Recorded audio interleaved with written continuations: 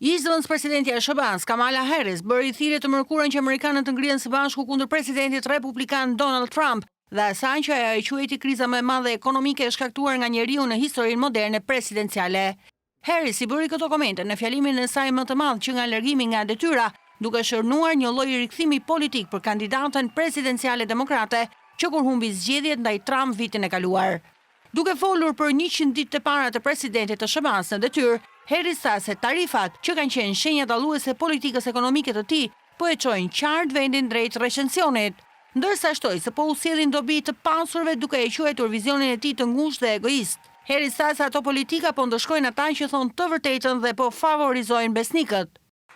We all know President Trump and his administration. Ne të gjithë e dim, presidenti Trump, administrata e tij dhe aleatët e tyre mbështeten në idenë se frika mund të jetë ngjitse. Ata mbështeten në idenë se nëse mund t'i bëjnë disa njerëz të friksohen, kjo do të ketë një efekt frenues tek të tjerët, por ajo që nuk e kanë marrë në konsiderat është se frika nuk është e vetmja gjë që është ngjitse. Guximi është ngjitës dhe guximi i të gjithë këtyre amerikanëve më frymëzon.